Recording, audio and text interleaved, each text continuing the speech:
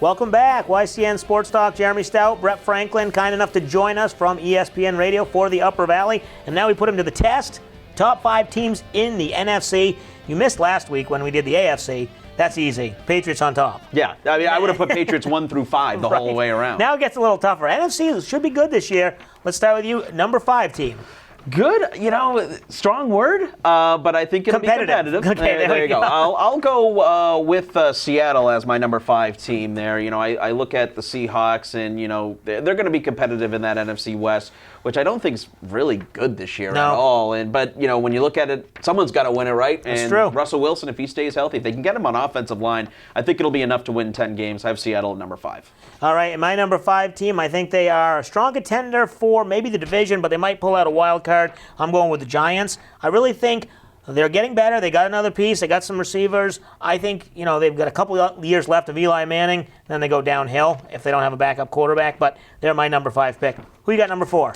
Number 4, a little bit of a surprise, Jeremy. I got the Buccaneers at number 4, 9-7 last year. They've got a quarterback. They've got some big-time receivers. If they can just get a defense to keep them in the game, I think this team could win 10 or 11 games, and I think they could get a wild card and even compete for the NFC South. I got the Buccaneers at 4. All right, my number 4 team is your number 5. I have the Seahawks. They did pick up an offensive lineman this year. Russell Wilson's got an off-season strength training program. He's trying to get a little stronger. But you're right, it all is going to come down to that offensive line and what they can do. They're my number 4. Who you got as number 3? Number 3, I got the New York Giants, Big Blue, and I think this is a big season for Eli Manning in this offense. They go and get Brandon Marshall. Right. We'll see if that does anything. I mean, he could still play, but I'm not going to really, your big play guy is Odell Beckham Jr. Right. But they need to get a defense. They need to get some corner help.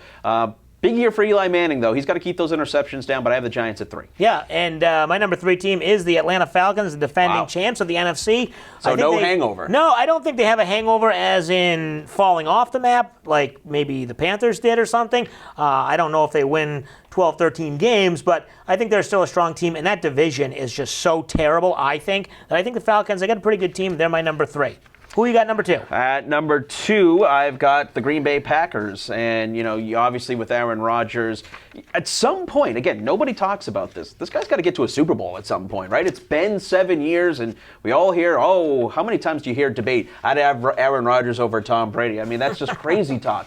Get to a Super Bowl lately. This decade would be great there, Aaron Rodgers, but they have a chance. Will the defense be better? I don't know. The head coach, he seems to be an Achilles heel as of late, but I'll put the Packers at 2. And I agree with you, actually. I take the Packers as number 2 as well. They picked up Martellus Bennett. I think that gives them another weapon. They got some bodies that they just need to stay healthy, because remember last year they had running backs were falling off left and right. So if they stay healthy, that division is theirs for the taking. Obviously last year, beating the Detroit Lions on the last game of the season to take the division. So I think the Lions will be there, but the Packers, they look strong. And Aaron Rodgers is the second best quarterback behind Brady. Yeah. Get to a Super Bowl. All right, who you got number 1? Number 1, I reluctantly go with the Cowboys. I think there's going to be a little bit of some strife this season with the Cowboys. I think there's going to be some internal locker. It's the Cowboys, right? Yeah. It's America's team, allegedly. And everybody, I think there's going to be some locker room issues. Obviously, we saw Ezekiel Elliott have some problems. Trouble. I don't think he's out of the woods just yet. He may miss some games. I'll put the Cowboys at 1, but it's a very shaky one, Jeremy. Right, and I agree with you. I'm going to go with the Cowboys as number 1, but you're right. Ezekiel Elliott, he could get out a couple games. You think Dak Prescott can't have as good of a year as last year? I think it's going to be tough to repeat. Right, and that's the thing. You got a bullseye on your back as the champs of the NFC East. I think they're good enough to win. They're not going to fall off the map, but at this point, going into the season, they're probably the best team. But that's why we play the games and not on paper. Training camp starts tomorrow. That's right. Thanks to Brett Franklin for joining us from ESPN Radio for the Upper Valley. Don't forget you can check him out every weekday, 12 to 1 on his radio show, and then right back here, 5 to 6 p.m. for the replay. I'm Jeremy Stout. YCN Sports Talk premieres every Wednesday night at 7:30 p.m. Thanks for watching.